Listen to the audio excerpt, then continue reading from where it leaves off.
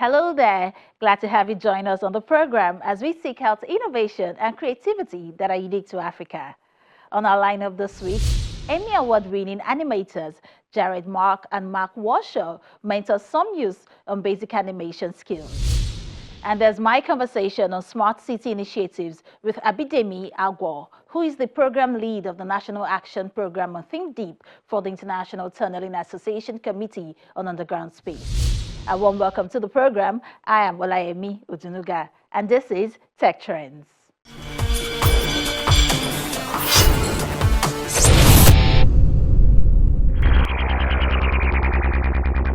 Animation offers a medium of storytelling and visual entertainment which can bring pleasure and information to people of all ages everywhere in the world. The U.S. mission in Nigeria is supporting Nigeria's creative industry by teaching young people basic animation skills, one of which is a week-long animation workshop organized for some youth to be mentored by Emmy Award-winning animators Jared Mark and Mark Washoe. Here's the report.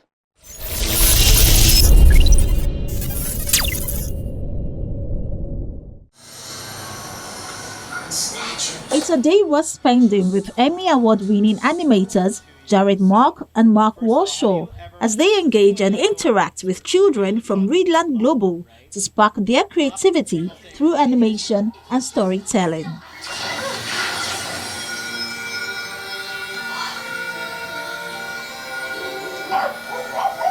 Although animation is a budding industry in Nigeria, the country has now become a growing center that is recognized worldwide. Best idea wins as long as you have an open mind. And this one-day animation training workshop, organized in partnership with the U.S. Consulate in Lagos, is to inspire high school students and teenagers to take up careers in the creative and STEM sector. I also want us to know that we're also celebrating creativity and innovation. The film we're watching today is someone's creativity, someone's innovation. And I also want to say that we have lots of creatives here. Some of you might not have been doing anything before, but there's something in you that the world needs. And except you produce it or you think it out, no one will ever do it. This is with a hope that he might be able to inspire some of us to take up careers in the creative sector, to take STEM education serious, which is a big deal for the U.S. mission in Nigeria. We support education, we support STEM, we support the creative industry, and we are happy to make engagements like this possible. Jared Mark and Mark Washoe are the co-founders of Bureau of Magic Studios and co-creators of Emmy Award-winning animation series Lost in Oz. Toto, get back here!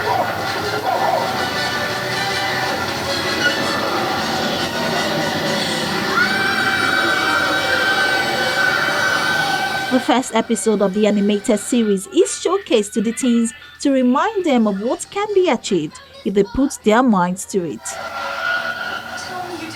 Mark Washoe tells the participants how he started and the different thoughts that went into the production of the series, challenging them to tell African stories. He gives a brief background to how the project was transformed from the original 14 novels of the Wizard of Oz series created by L. Frank Baum in 1900 and how the story was made to align with the present generation. Where I come from in the United States, the Wizard of Oz, they say it's our original fairy tale, right? It's the first fairy tale. They made this 123 years ago, okay? But me and my friends, we got to get together and take that story that was really old, that kids loved 123 years ago, and make it new again. Make it so it'd be fun for kids today. That's just telling stories with pictures. So those of you that like to draw, it's just taking pictures and showing it in sequential order, making it move. And then as time went on, we have new powerful tools like with computers where we can animate things with computers. And when we made the show, when we first made the show, it was before the technology that we have today.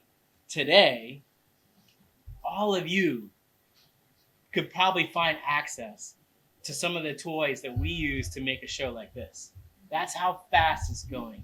There's never been a better time in the history of planet Earth to be a kid from Africa who wants to tell their story. Whoa. Here's why. Because the world outside, they want to hear your story. They want to hear it really bad.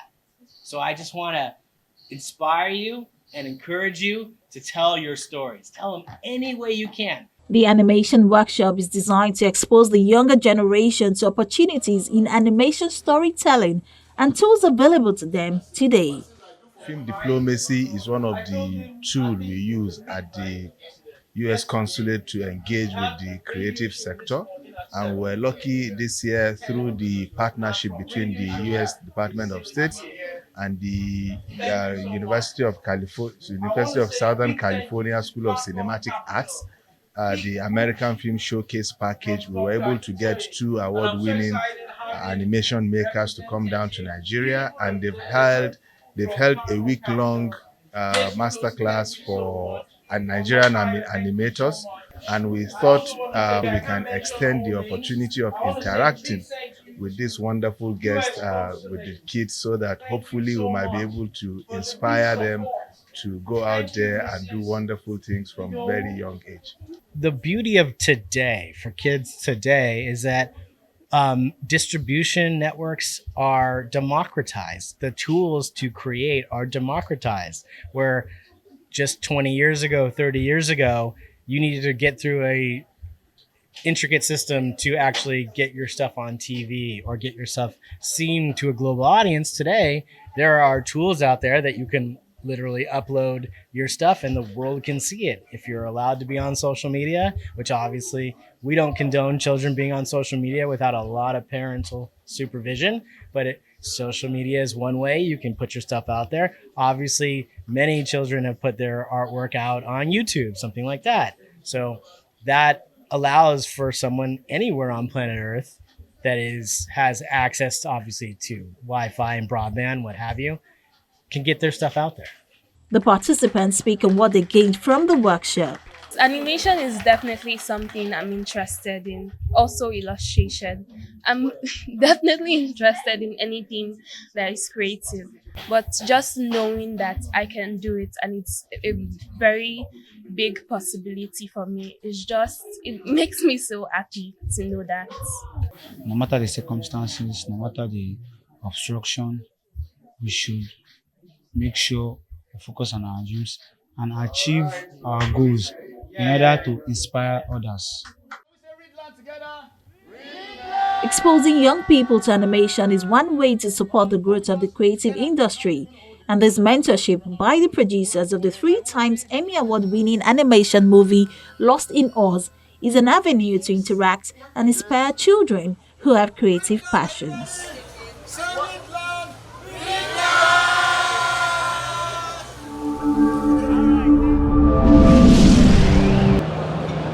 Africa's tech players are fast adopting AI to address challenges in sectors such as agriculture, finance, health, and education, as seen at the Made in Jitex Africa show in Morocco.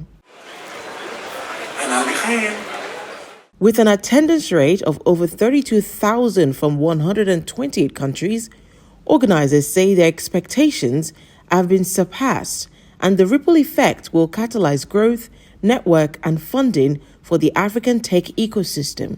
If you've gone into the startup section, the pure raw energy is palpable.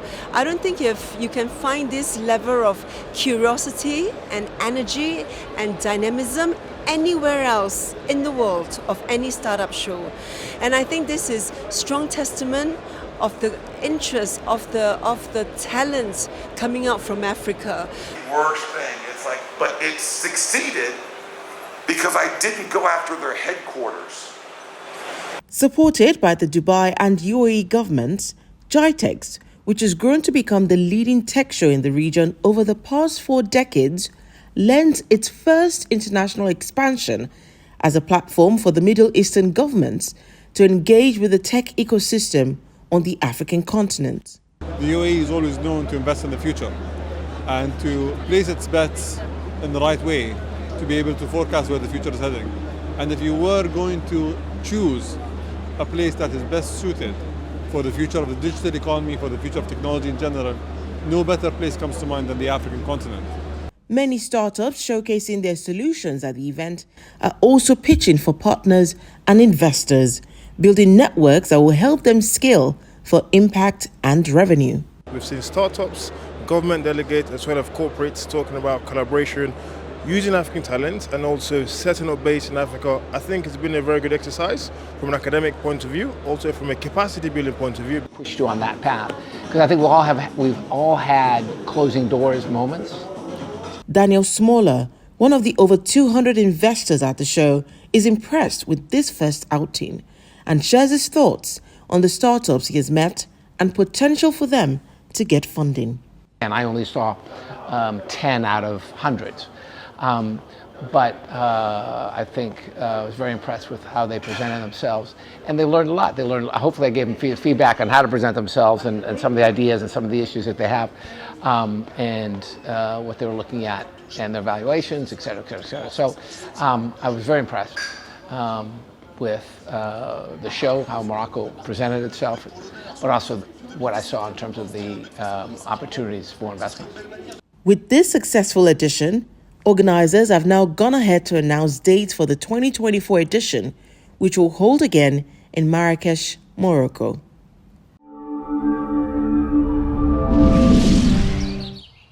When you can shrink yourself down to explore the inner workings of the human heart in vivid virtual reality, biology class might never be the same again. Come back down, please. Pupils at Redham House School in Berkshire, England, are using VR headsets to enter the metaverse for a variety of interactive lessons, from getting up close and personal with a woolly mammoth to manipulating the planets of the solar system. We were doing a space topic and that was perfect. So we learned about the solar system, planets, what's a star, what's a satellite. That's a good setting. Biology is very well suited to the metaverse because we can explore things like from a cell and how things work in terms of diffusion and the inner workings of a cell, all the way up to looking at a heart. You can have a big beating heart and you can see the flow of blood through it and you can understand the chambers and the valves. It's literally walk through a heart, things like that. So really, really useful for children's deeper understanding of what they're studying. The retention is fantastic. Once they've seen something, they'll remember it. And there's a deeper understanding because they can manipulate an object, they can see it from all sides, they can see how it works, they can see the function. And so they really get a deeper, better understanding. The experience in the science classroom was amazing. It was really cool how I got to kind of put the heart in a different place, because if you were in a normal classroom, you can't do that. And the fact that there's so many things that you can't do normally in the metaverse is amazing, because there's so many opportunities to try new things. And I really enjoyed the experience. The Metaverse School is being developed by Inspired Education Group, using the prestigious physical Redham House School as the virtual reality location for global students. Here, right where we are now. Ashley Harold, CEO of Online Schools, says the pilot project will be accessible from anywhere in the world by students who are a part of the Inspired Education Group. So we're here in front of the incredible building at Redham House, Berkshire, the school that's been used as the inspiration for Inspired Education to create their Metaverse School. The Metaverse School is a digital twin, an exact copy of this building in virtual reality that brings together students from all around the world to be taught in virtual reality. So 84 different schools in 24 different countries, the students from those schools joining together inside a virtual version of this building in order to learn and enjoy their work together. Subjects including science, history, art, and geography are all brought to life with students working together in virtual reality. Set in over 100 acres of countryside west of London, the imposing Victorian mansion that now houses much of the school dates back to the early 19th century. The digital twin of the school was created by stitching together thousands of images, with many of the VR lessons taking place in front of the computer-generated mansion. Closer to you.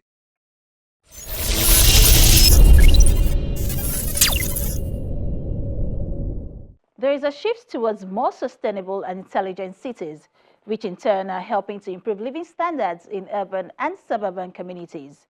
With technological developments and innovation centered around citizens, many cities are now converting their way of operation to a smarter one as they strive to deliver better quality of life for their citizens. Abidemi Agwo, Program Lead of the National Action Program on Think Deep for the International Tunneling Association Committee on Underground Space, shares his thoughts on this.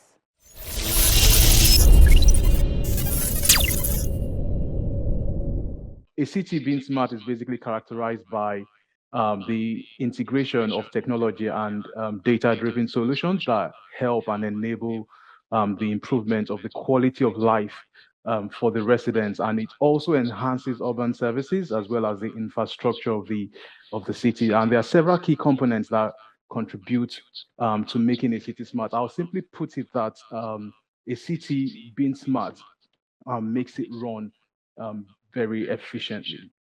So why have they become important and more like a game changer for developing cities?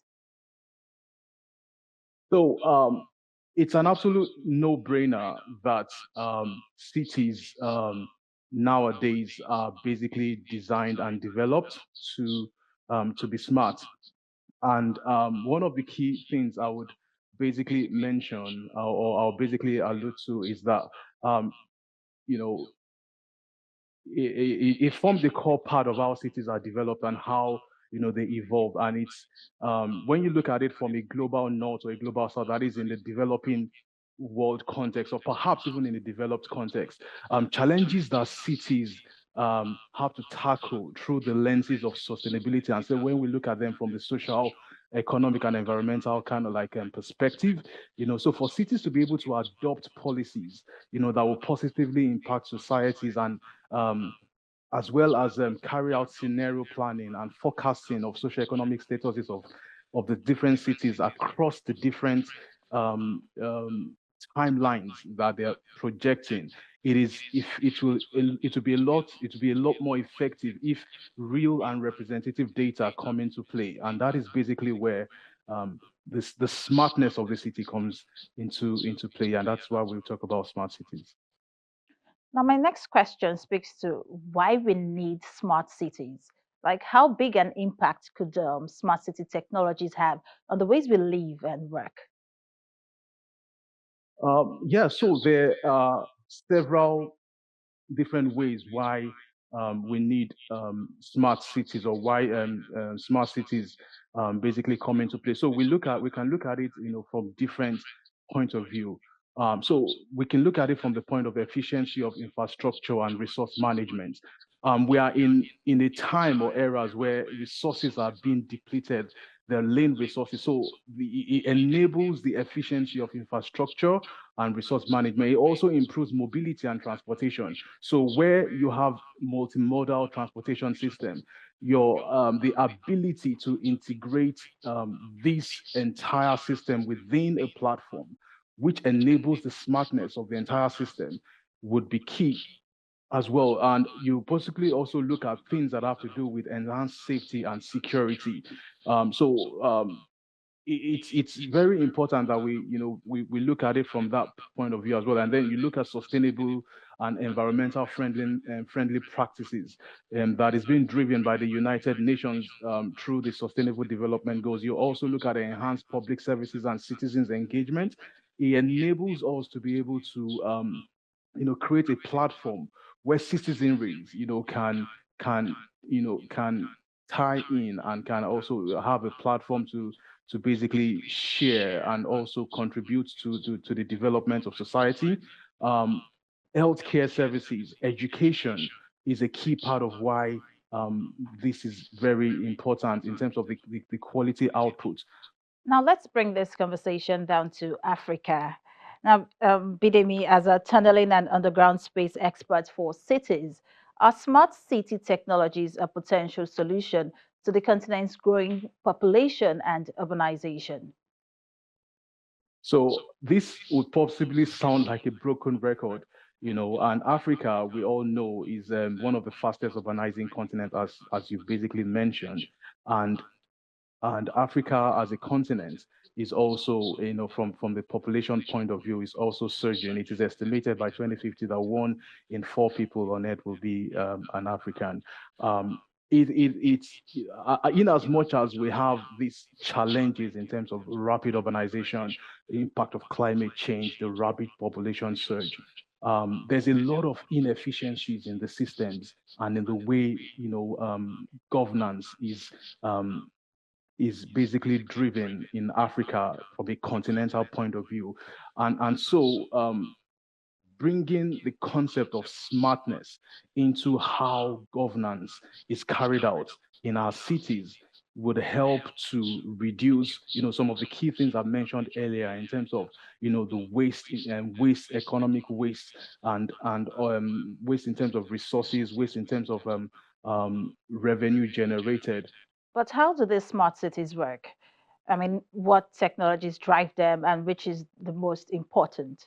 Smart cities basically are designed such a way that data is being collected from different multiple sources, that is the internet of things, devices, social media, public records, advanced analytics and data processing techniques, where we extract valuable insight, to inform decision making and optimize resource collection. I did mention Internet of Things devices, where smart cities basically leverage the IoT devices, such as sensors that are used to capture real-time data, and also connect devices that are embedded into various urban systems. Smart governance and policies. So, where we have lack of proper governance or policy development is because there isn't the data to back up those decisions. And where you have effective governance and supportive policies, where they play a crucial role in driving, they play a crucial role in driving smart cities development. So government needs, to have that backbone of information to be able to effectively drive or push whatever agenda or policy they have. We could also look at, sustainable infrastructure. Those are different ways by which these technologies, come into fore. So I'm very aware that, of course, in the developing countries, these systems are not as matured, where the urban tech ecosystem is not as established, or perhaps well known, as you have the fintechs, or you have the biotechs, or the health tech tech hubs. But then, from a sustainable infrastructure point of view, which is one of the key parts of it as well, smart cities will focus basically on developing sustainable infrastructure solutions. And this would include energy efficient buildings, things like renewable energy sources, smart grid, and efficient transportation systems, and waste management systems. Just imagine, the amount of waste we generate in Nigeria, particularly in cities like Lagos. If there is some kind of pattern extraction or data extraction that enables us to understand the peak patterns and the different source patterns of this, it will benefit the cities economically. Now, you've talked about some of the pros of smart city initiatives, but how secure and trusted are they, especially when we talk about data theft, cyber attacks, and hacking? Well, cybersecurity is a big deal, and the security and trustworthiness of smart cities are critical considerations, especially when it comes to the protection of data, kind of like mitigating of cyber attacks and preventing of hacking incidences. So while smart cities offer us numerous benefits, they also present us with potential vulnerabilities that needs to be addressed, which is basically what you've talked about. And so um, data privacy and protection is basically one of them. So it's important that this is taken into consideration. There are European laws in the European Union that talks about GDPR, where data is protected. It's actually a legislation that is driven and that is followed. Cybersecurity measures are intentionally and put in place and recognized So smart cities, must implement strong cybersecurity practices to defend its cities against cyber attack. And it's also important to note that collaboration between stakeholders is very important.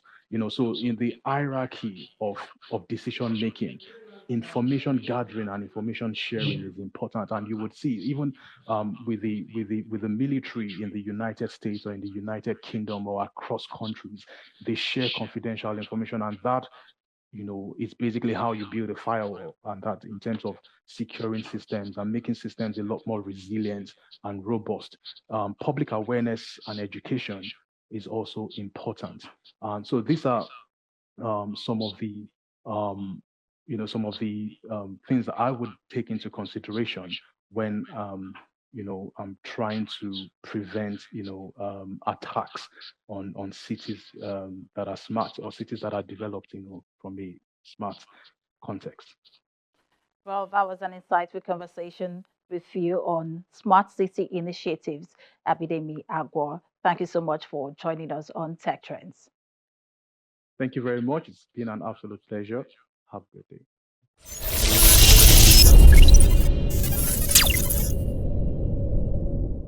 And that's all we have for you this week. If you missed any part of it, you can always catch up on the channel's TV YouTube accounts where we have all of our episodes. And I encourage you to watch, share, and like your favorite editions.